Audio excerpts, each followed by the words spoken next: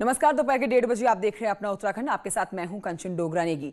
देहरादून से खबर आ रही है। सबसे पहले आपको देते हैं ये बड़ी खबर, जहां पर बाल विकास विभाग के अपर सचिव पी षणमुगम के गायब होने के मामले में मंत्री रेखा आर्य ने कहा कि उनके गायब होने के 3 दिन बीत गए हैं और उसके बाद भी मुझे कोई जानकारी नहीं दी गई है। रेखा आर्य ने विभागीय सचिव सौजन्या पर भी आरोप लगाते हुए कहा कि सचिव और अपर सचिव दोनों प्रोटोकॉल का पालन नहीं कर रहे हैं। रेखा आर्य कहती हैं कि सचिव सौजन्या पर अपर सचिव को संरक्षण देने का आरोप है। क्योंकि 19 तारीख से लेकर 22 तारीख तक जो है, आज तो मैं कहूँगी 23 तारीख 24 तारीख तक मैं कहूँगी कि लगातार उनको संपर्क किया जा रहा था। निदेशक को, अपर निदेशक का अपर सचिव को, सौजन्या जी को भी लगातार बताया जा रहा था, लेकिन दोनों तरफ से निदेशक का फ़ोन लगता नहीं है। Call divert. मैं अपने निजी सचिव को लगाती हूँ कि आप इन्हें संपर्क करिए। निजी सचिव निदेशक के पीएस से लगातार बात करते हैं। स्वयं उनके पीएस को नहीं पता कि कहाँ वो हैं, सचिव को नहीं पता कि कहाँ वो हैं।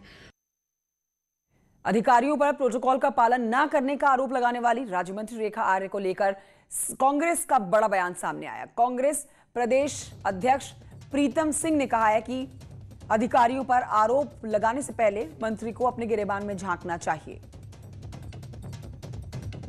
अब आप अंदाजा लगा सकते हैं कि सरकार किस तर्ज पर चल रही है। मदन कौशिक जी को यह दिखाई नहीं दे रहा है कि एक मंत्री अपने डायरेक्टर की जो है पुलिस अधीक्षक से या डीआईजी से शिकायत कर रही है कि वो गुमशुदा हैं या कहां पर उनको खोजा जाए। टेंडर में घोटाला हुआ है, मंत्री खुद कह रही है। ये तो भ्रष्टाचार की पोल जो है सत्ता पक्ष के विधायक और मंत्री स्वतः ही खोल रहे हैं। और मेरे सहयोगी सुनील नप्रभात इस खबर पर और जानकारी के साथ मौजूद हैं। सुनील नप्रभात, रेखा आर्य यहाँ पर अपनी बात कह रही हैं। वो कह रही हैं कि अब तक अपर सचिव पी षणमुगम के गायब होने के बाद उनको कोई जानकारी नहीं दी गई है। 3 दिन बीत गए और कांग्रेस अपनी बातें कह रही है कि रेखा आर्य पहले अपने गिरेबान में झांक के देखे। बिल्कुल कंचन, बेसिकली ये मामला है बाल विकास एवं महिला सशक्तिकरण विभाग में 380 कर्मचारी आउटसोर्सिंग के जरिए नियुक्त थे। इसी को लेकर बेसिकली ये मामला है कि जो अपर सचिव हैं, क्योंकि उनका जो नियुक्ति पीरियड था वो समाप्त हो रहा था, तो अपर सचिव ने टेंडर कॉल किए 380 कर्मचारियों के लिए। मंत्री का ये कहना है कि जो टेंडर कॉल की गई उसमें मंत्री की सहमति नहीं ली गई। मंत्री ने उस फाइल पे बकायदा ये कहा था कि अभी टेंडर कॉल करने की आवश्यकता नहीं है। जो वर्तमान में कर्मचारी कार्यरत हैं 380, उन्हीं को आगे एक्सटेंशन दे दिया जाए। मंत्री का कहना है कि अपर सचिव और यहाँ तक कि उन्होंने सचिव को भी सीधे टारगेट किया है कि वो पूरी तरह से प्रोटोकॉल का उल्लंघन कर रहे हैं। और जब मंत्री ने अपर सचिव से बात करने की कोशिश की तो उनका फोन स्विच ऑफ मिला, कहीं उनकी जानकारी नहीं मिली। नतीजतन उनको पुलिस के पास जाना पड़ा। पुलिस का कहना है कि उन्होंने पूरी जांच इस मामले में की है। अपर सचिव कहीं गायब नहीं हुए हैं, उनका कोई अपहरण नहीं हुआ है, वो अपने घर में क्वारंटीन है क्योंकि उनके ऑफिस में कोरोना पॉजिटिव कर्मचारी आ गया था। तो कुल मिलाकर ये अहम की लड़ाई है और लड़ाई इस बात की है कि जो आउटसोर्सिंग एजेंसी कौन हो, 380 कर्मचारी किसके आदेश पर नियुक्त हो। ठीक है सुनील प्रभात, बहुत शुक्रिया आपका जानकारी के लिए। हम सीधे रुख कर रहे हैं उत्तर प्रदेश की तरफ, जहां पर मुख्यमंत्री योगी आदित्यनाथ को सुनते हैं। के माध्यम से 1 लाख करोड़ रुपए के पैकेज की घोषणा, प्रधानमंत्री किसान सम्मान निधि के माध्यम से हर एक किसान को सालाना 6,000 रुपए की अतिरिक्त राशि उपलब्ध कराने की कार्रवाई हो, ये सभी स्वागत योग्य कदम थे। लेकिन किसान को उसके अनुसार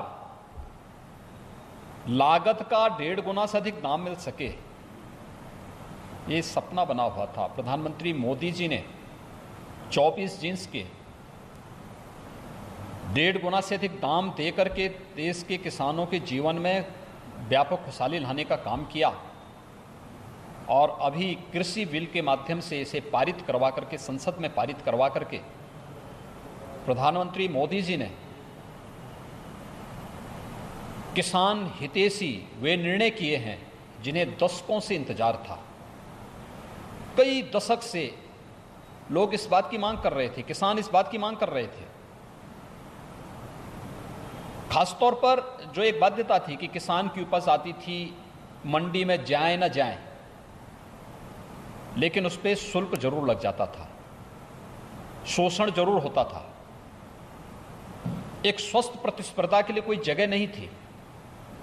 आज इन दोनों तीनों विधेयक के माध्यम से आज किसान की फसल को किसी भी प्रकार के टैक्स से पूरी तरह मुक्त करने, किसान अपनी फसल को कहीं भी बेचने की पूरी तरह स्वतंत्र होगा, यानी वन नेशन वन मार्केट की परिकल्पना को कृषि क्षेत्र में भी लागू करने के लिए एक बेहतर पहल है। मैं प्रधानमंत्री मोदी जी का, केंद्रीय कृषि मंत्री का हृदय से आभार व्यक्त करता हूं कि उन्होंने किसानों के हित में इतना बेहतर निर्णय लिया है। दूसरा, न्यूनतम समर्थन मूल्य की गारंटी उन्हें दिया जा रहा है।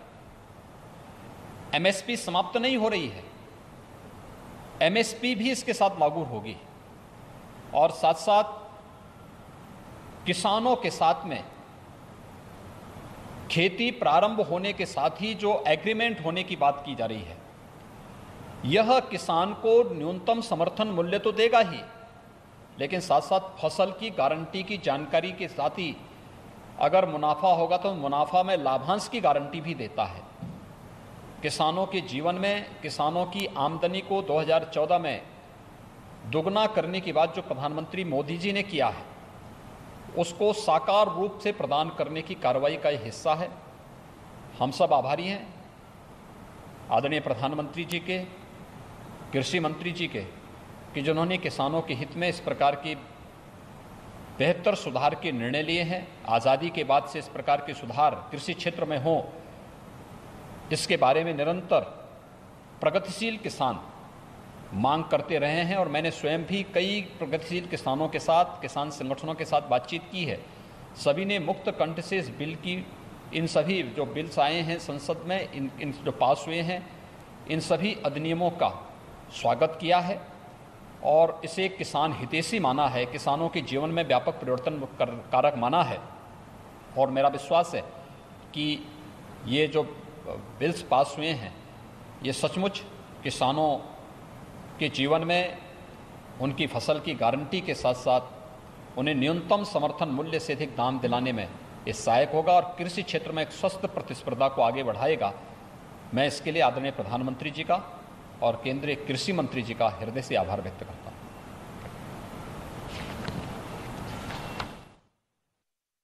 मंत्री योगी आदित्यनाथ को आप सुन रहे थे। कृषि बिल, कृषि विधेयक जिसके ऊपर हंगामा बरपा हुआ है, पूरे देश भर में किसान अपना विरोध दर्ज करा रहे हैं और कोई भी राजनीतिक पार्टी इस मुद्दे को अपने आप से आगे लाने से पीछे नहीं रह रही है। लेकिन इस बीच आप मुख्यमंत्री योगी आदित्यनाथ को सुन रहे थे, जिन्होंने साफ कर दिया है कि जो बिल आएगा, जो कानून आएगा, वो किसानों के हित में होगा। किसानों की हर जरूरत को ध्यान में रख के ही बदलाव किए गए हैं। कृषि बिल में बड़ा बदलाव होना है और किसानों की आमदनी बढ़ाने पर जोर रहने वाला है। एक बार फिर से उत्तराखंड की खबरों की तरफ रुख करते हैं, जिसमें अपना उत्तराखंड में आपको बताएंगे अब के स्कूल नहीं खुलने जा रहे हैं उत्तराखंड में। शिक्षा के मंत्री अरविंद पांडे ने साफ कर दिया है कि फिलहाल उत्तराखंड में स्कूल नहीं खुलने वाले हैं। मंत्री अरविंद पांडे कहते हैं कि इसके लिए मैं अकेला फैसला नहीं ले सकता। मुख्यमंत्री और स्वास्थ्य विभाग के अधिकारियों से मीटिंग की जाएगी और उसके बाद ही उत्तराखंड में 30 सितंबर के बाद स्कूल खुलेंगे या नहीं, इस पर फैसला लिया जाएगा। अभी हम कुछ नहीं कह सकते क्योंकि संक्रमण का विषय है और हमारे उत्तराखंड प्रदेश में यह केस अभी दिन प्रतिदिन बढ़ रहा है और इसके लिए हमारी सामूहिक जो बैठक हमारी कैबिनेट में होती है, मुख्यमंत्री जी की अध्यक्षता में होती है। मुख्यमंत्री जी इसमें हम लोग सामूहिक जो निर्णय लेंगे उसी को आगे बोलना ठीक होगा। अभी इसमें कोई कमेंट कर रहे हैं। अल्मोड़ा से खबर आ रही है, यहाँ पर धौला देवी की कांभड़ी गांव में कोरोना का कहर बरपा हुआ है। 91 लोग एक ही गांव के कोरोना पॉजिटिव आए हैं, जिसके बाद गांव में हड़कंप मचा हुआ है। स्वास्थ्य विभाग की टीम मौके पर पहुंची हुई है।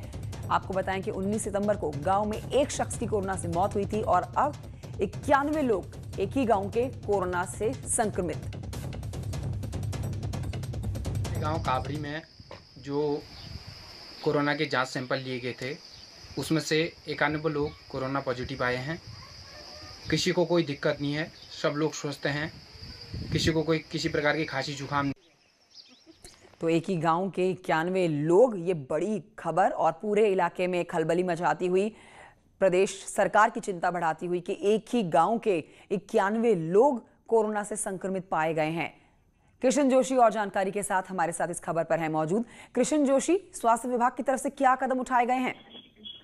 कंचन, स्वास्थ्य विभाग की एक टीम वहां पहुंच गई है, प्रशासन की टीम भी पहुंची है। पूरा गांव को सील कर दिया है कि गांव से कोई किसी की आवाजाही न तो कोई बाहर से व्यक्ति गांव में प्रवेश करे न गांव से कोई व्यक्ति बाहर जाए। इसके साथ ही एक टीम वहां पर कैंप करेगी जो देखेगी कि किसी की तबीयत तो ज्यादा खराब नहीं है। होम आइसोलेशन सभी को रखा गया है। इसके साथ ही जो अन्य गांव के अन्य लोग हैं उनकी जांच सैंपल भी कल को लिए जाएंगे। उसके बाद ही पता लगेगा कि जो अन्य 250-300 लोग गांव में और रहते हैं उनकी स्थिति क्या है करके। कंचन, शुक्रिया आपका कृष्ण जोशी जानकारी के लिए। और अब जल्दी से आपको प्रदेश की कोरोना की अपडेट दे देते हैं। उत्तराखंड में कोरोना के जो केसेस है वो 43,000 के पार पहुंच चुके हैं। बुधवार को 1068 नए मामले सामने आए। इसके बाद एक्टिव मामले 11,800 के पार। 24 घंटे में 17 लोगों ने अपनी जान गंवाई और मरने वालों का आंकड़ा 529 पर पहुंच चुका है। अब खबर नैनीताल के बेताल घाट ब्लॉक से, जहां पर ग्रामीणों को दिए गए हजारों रुपयों के बिल थमा दिए गए थे। इस खबर को न्यूज़ 18 ने बेहद प्रमुखता के साथ उठाया, दिखाया। अब इसके बाद केंद्रीय कैबिनेट मंत्री यशपाल आर्य ने कहा है कि इस मामले को मुख्यमंत्री के सामने रखा जाएगा। उधर कुमाऊं कमिश्नर ने भी कह दिया है कि ग्रामीणों को दिए गए बिल को लेकर बिजली विभाग की अधिकारियों से पूरी जानकारी लेकर समाधान निकाला जाएगा। आपको यहां बताएं कि बेताल घाट ब्लॉक में ग्रामीणों के 10 से 20 हजार तक के बिल बिजली विभाग ने थमा दिए थे इनको, जिनको लेकर जमा करने के लिए बिजली विभाग ग्रामीणों पर दबाव भी डाला जा रहा था। चीफ इंजीनियर को बोलूंगा कि उसको देखें उसके कारण क्या है और कारण में बिलिंग करने की तरीका या मीटर का कोई डिफेक्ट जो भी होगा उसका समाधान जल्दी कर। महामारी के दौर में रोजगार खत्म हो चुके हैं, आमदनी का जरिया भी करीब करीब नहीं है। हम उनको राहत भी देना चाहते हैं, उनकी मदद भी करना चाहते हैं और जिस तरह के प्रकरण हमारे सामने आएंगे निश्चित रूप से माननीय मुख्यमंत्री के समक्ष रखा जाएगा, इसका समाधान भी ढूंढा जाएगा। इस बीच खबर काशीपुर से आ रही है, जहां पर एक शख्स को अज्ञात बदमाशों ने गोली मार दी। बताया जा रहा है कि विशाल नगर का रहने वाला इंद्रपाल सिंह फोन पर किसी से बात कर रहा था। अचानक से बाइक सवार बदमाशों ने उसे गोली मारी और इसके बाद काशीपुर राजकीय चिकित्सालय में उसको भर्ती कराया गया। पीड़ित कहता है कि आरोपियों को पहचानता नहीं है। फिलहाल पुलिस इस मामले की जांच में जुटी हुई है।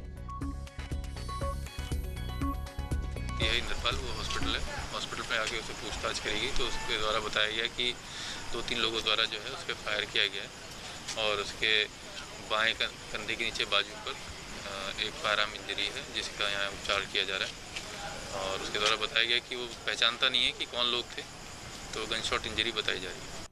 Welcome back. अपना उत्तराखंड में अब आपको बताएंगे नैनीताल में किंग कोबरा देखा गया है। नैनीताल में किंग कोबरा का अब बसेरा बनने लगा है, ऐसा भी कहा जा रहा है। कई बार शहर में किंग कोबरा निकलने के बाद एक बार फिर से किंग कोबरा स्कूल में घुस गया। हरिनगर में कई दिनों से दिख रहा किंग कोबरा स्कूल में देखा गया। स्कूल में इसने अपना बसेरा बना लिया।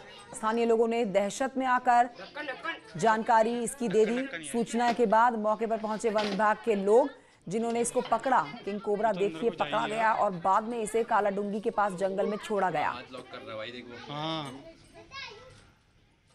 करता ही यही है।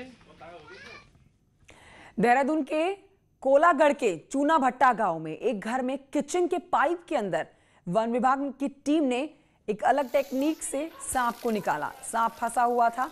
इन तस्वीरों में आप देखिए कि कैसे निकालने के लिए पानी का सहारा लिया गया, किस तेजी से सांप बाहर आया और जैसे ही वन विभाग की टीम के हाथ ये लगता है, इसे वन विभाग की टीम जंगल में छोड़ आती है। तो वन विभाग की टीम ने सांप को निकाला पाइप से और फिर इसको पकड़ के छोड़ दिया गया जंगल में। चमोली के जोशीमठ लिए चलते हैं, जहां पर गोविंद नगर घाट में गुलदार की धमक देखने को मिली। एक बार फिर से यहां पर गुजर रहे वाहन के लोग जो थे, वाहन के अंदर बैठे हुए लोगों ने इस गुलदार को देखा। उन्होंने कैमरे में कैद कर लिया इस गुलदार को। आप इन तस्वीरों में देख सकते हैं कि किस तरह से सड़क किनारे बैठा हुआ गुलदार गाड़ी की लाइट देख के आगे बढ़ने लगता है, सड़क के किनारे किनारे चलता है। वीडियो 3 दिन पुराना है। अब पिथौरागढ़ की ऊंचाई वाले इलाकों की तरफ आपको ले चलते हैं। यहां पर सीजन की पहली बर्फबारी हो चुकी है। बीती रात पंचाचूली, राजरंभा, हंसलिंग और छिपला केदार की चोटियों में जमकर बर्फबारी हुई। बर्फ गिरने से ऊंची चोटियां सफेद चादर में लिपटी हुई नजर आईं। सितंबर के महीने में बर्फबारी का आगाज होने से ये अनुमान आप लगा लीजिए कि इस साल की सर्दियों में भी जमकर बर्फ गिरने वाली है।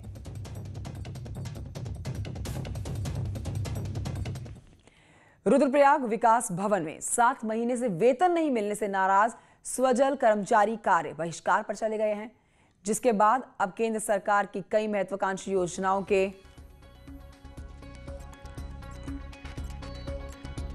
क्रियान्वयन में दिक्कतें बढ़ गई हैं। कर्मचारियों का कहना है कि कोरोना काल में भी उनसे रात दिन काम लिया जा रहा है, लेकिन बीते 7 महीनों से वेतन ना मिलने से अब उन्हें परिवार का पालन पोषण करना मुश्किल हो गया है। विगत 7 महीनों से अभी तक सैलरी नहीं मिली, जबकि हम इस क्षेत्र में रात दिन जल जीवन मिशन हो या स्वच्छ भारत मिशन हो, रात दिन कोविड-19 में भी हम रात दिन कार्य किया और हमारी आर्थिक स्थिति बहुत दयनीय हो चुकी है और हमारे परिवार अब भूख की कगार पे हैं सर। अधिकारी भी अभी कोई सुन नहीं रहा है और हमने कई बार लेटर जारी किया है अधिकारियों के लिए, लेकिन अभी तक इसमें कुछ भी बात नहीं हो पा रही है। संगठन ने भी हमारे जो है कई बार नीचे मंत्री से लेकर के हमारे मुख्यमंत्री तक लेटर जारी कर। अब खबर खटीमा से। बीते 2 दिनों से हो रही बारिश के चलते खेत में खड़ी हुई धान की फसल को भारी नुकसान पहुंच रहा है। खटीमा के पूर्णापुर, नगरा, प्रतापपुर, नगला, नौसर सहित कई गांवों में धान की फसलें पूरी तरह से पानी में डूब गई हैं। वहीं नगरा तराई गांव में भी सिंचाई नहर के ओवरफ्लो पानी से धान के खेतों में पानी भर गया है। बेमौसम प्रकृति की मार से परेशान किसान कहते हैं कि अभी गेहूं की फसल का मुआवजा नहीं मिला है। धान की फसल भी बारिश की भेंट चढ़ गई। प्रशासन कहता है कि नुकसान क्षेत्रों की पटवारियों से रिपोर्ट देने के निर्देश दे दिए गए हैं। उत्तरकाशी के बाड़ाहाट नगर क्षेत्र में कूड़ा निस्तारण को लेकर नगर पालिका फेल साबित हो रही है। इसके बाद जिला प्रशासन ने कूड़े के निस्तारण के लिए तांबा खाड़ी के पास खाद तैयार करने और अजैविक कचरा अलग करने के कार्य में तेजी ला दी है। अभी तक कन्वेयर मशीन से 60 टन खाद तैयार हो चुकी है। प्रशासन कहता है कि जैविक खाद को वन विभाग इस खाद से प्रयोग करके इसे अपनी नर्सरी में उर्वरकता बढ़ाने में प्रयोग करेगी। साथ ही अजैविक कूड़े जिसमें कांच, रबड़ और अन्य वस्तुओं को अलग किया जाएगा।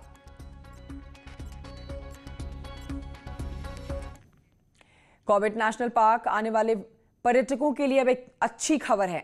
पार्क में प्रस्तावित एक नया पर्यटन जोन रिंगोड़ा नवंबर से अस्तित्व में आ जाएगा। अब आपको यहां बताएं कि ये आने वाले पर्यटकों को कॉर्बेट के एक नए जोन रिंगोड़ा में घूमने का मौका भी दे रहा है। पार्क प्रशासन कहता है कि इस जोन को खोलने की अनुमति मिल गई है। अब यहां पर सुबह और शाम की पाली में 15 जिप्सियां पर्यटकों को सवारी कराएगी। इस जोन में इसके खुलने के बाद वन्यजीव प्रेमी और पर्यटन कारोबारी काफी खुश नजर आए। कुमाऊं में एडवेंचर गेम्स के हब भीमताल में एक बार फिर से पर्यटन से जुड़ी हुई गतिविधियां जोर पकड़ने लगी। खास बात यहां पर यह है कि कारोबारी पर्यटन कारोबार से जुड़े हुए लोगों को विशेष तरह के ऑफर दे रहे हैं।